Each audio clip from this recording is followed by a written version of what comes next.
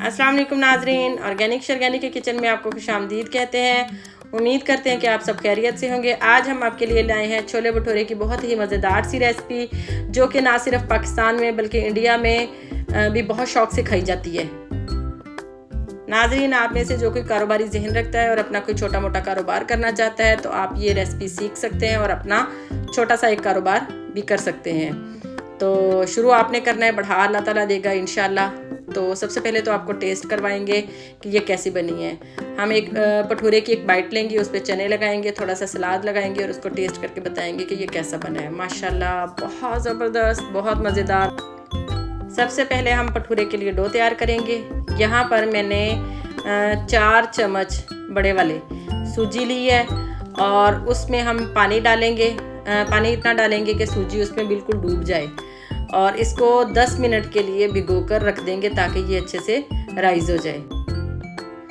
आधा किलो हमने मैदा लिया है, उसमें 1 टीस्पून नमक डालेंगे, 1 टीस्पून पिसी हुई चीनी डालेंगे और 1 टीस्पून से थोड़ी सी कम हम जो है इसमें मीठा सोडा डालेंगे और इसको अच्छे तरीके से मिक्स कर लेंगे।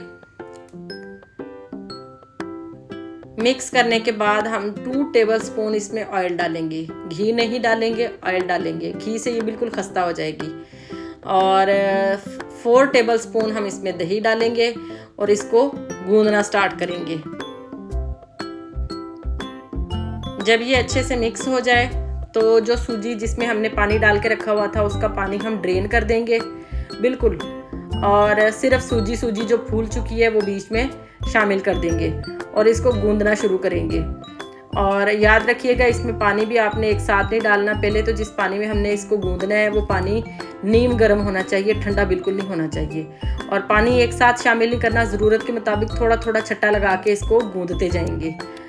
और जितने भी चीज़ें आपने लेनी है डो तैयार करने के लिए, सारी रूम टेम्परेचर पे लेनी है। कोई भी चीज़ इनमें से ठंडी ना हो। थोड़ा थोड़ा सा पानी डालते जाएंगे और डो को गूंदते जाएंगे। याद रखिएगा कि डो को आपने बहुत सख्त नहीं गूंदना और बहुत नरम नहीं गूंदना। एक मीडियम सी कंसिस्टेंसी में इसको आपने गूंदना है, ना सख्त हो ना ही नरम हो ज़्यादा।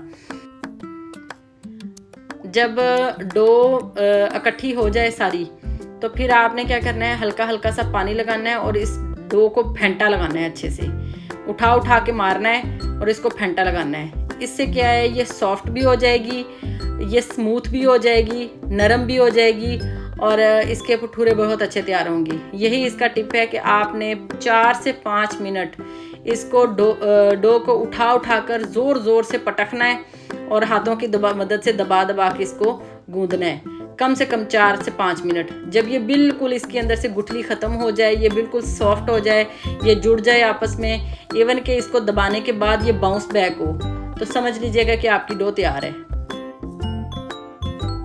डो तैयार करने के बाद हम इसको चारों तरफ ऑयल लगाएंगे ताकि इसके ऊपर सिकरी ना आए और इसको बाउल में रख देंगे। बाउल में रखने के बाद इसके ऊपर लेमिनेशन लगाएंगे और इसको आधे घंटे के लिए हम रख देंगे।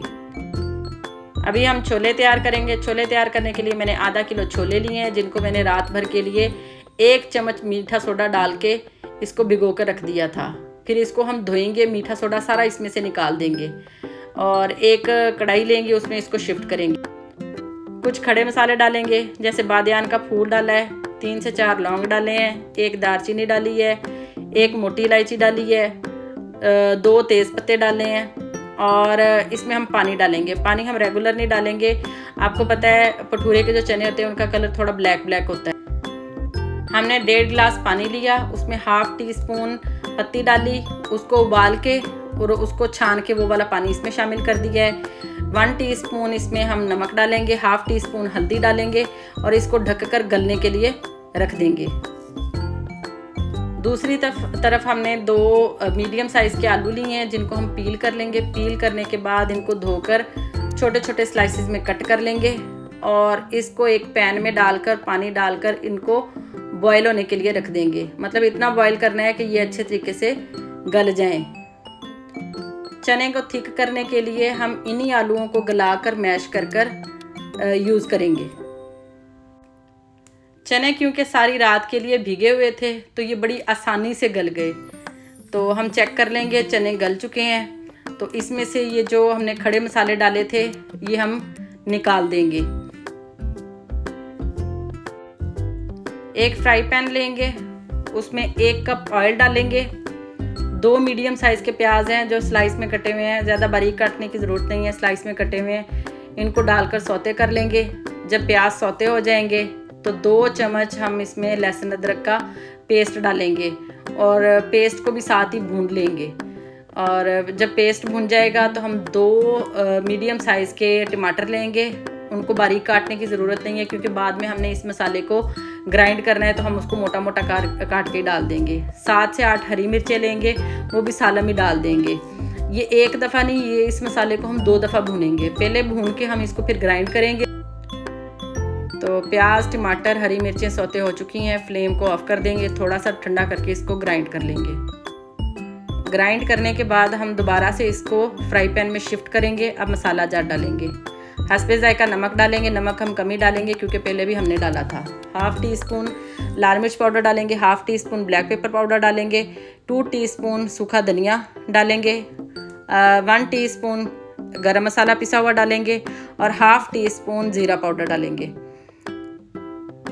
और इसको अच्छे से भून लेंगे। भुनाई बहुत अच्छे तरीके से करनी है ताकि मसालों का अरोमा, टेस्ट अच्छे से निकल सके। जब मसाला अच्छे तरीके से भुन जाए, ऑयल रिलीज़ कर दे, बिल्कुल इसमें खुशबू आना शुरू हो जाए, तब हम ये मसाला उठाकर चने में शिफ्ट कर देंगे। नाज़रीन ये देखिए माशाल्लाह से मसाला बहुत अच्छे तरीके से भुन चुका है, इसने ऑयल सारा छोड़ दिया है। तो अब चने में डालेंगे इसको, थोड़ा सा इसका खंगाल बना के वो भी डालेंगे और इसको चनों के साथ अच्छे तरीके से मिक्स कर देंगे। फ्लेम को लो रख कर देंगे और ये जो आलू हमने बॉईल किए थे उनको हमने बहुत अच्छे तरीके से मैशर की मदद से मैश कर दिया है, वो भी बीच में शामिल कर देंगे और इसको अच्छे तरीके से मिक्स कर देंगे। नाजरीन ये आलू डालने की वजह से शोरबा गाढ़ा हो जाता है और बहुत मज़े का टेस्ट आता है। अभी इस स्टेज पे आके हम इसमें बिल्कुल थोड़ा सा मीठा सोडा डालेंगे, तकरीबन 1/2 टीस्पून के करीब। तो उसके साथ चने जो हैं वो थोड़े घुले घुले से बहुत मज़े के लगते हैं। 1 टीस्पून सालम ज़ीरा डालेंगे इसमें और थोड़ा सा पानी शामिल कर देंगे और इसको अच्छे तरीके से हिलाकर इसको लो फ्लेम पर तकरीबन 10 मिनट का दम लगाएंगे।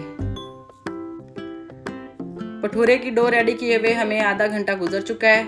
हम एक ट्रे लेंगे जिसमें हम पेड़े बना के रखेंगे। पहले उस ट्रे को हम अच्छे तरीके से ग्रीस कर लेंगे और इसी तरह हम ये डो को उठाएंगे और हाथ में रख के मुक्की बना के इसको थोड़ा सा दबाएंगे और इसमें से पेड़ा निकाल लेंगे और उसको गोल करके ट्रे में रख देंगे।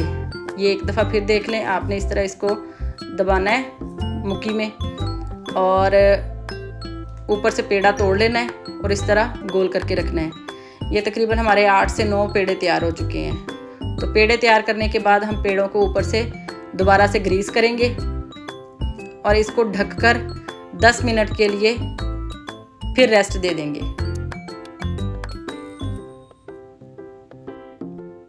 एक कढ़ाई लेंगे, उसमें ऑयल डालेंगे। ऑयल इतना डालना है कि भटूरा उसमें अच्छे से फ्राई हो सके। और पेड़ों को 10 मिनट गुजर चुके हैं। एक पेड़ा उठाएंगे, बेलने को और चकले को हमने पहले हल्का हल्का ग्रीस कर लिया था। याद रखिएगा इसको खुश्का लगा कर नहीं आपने बेलना, इसको ग्रीस करके बेलना है। तो पहले आप इसको फ्लैट कर लीजिएगा थोड़ा सा, फिर इसको बेलने की मदद से अच्छे तरीके से बेल लेंगे।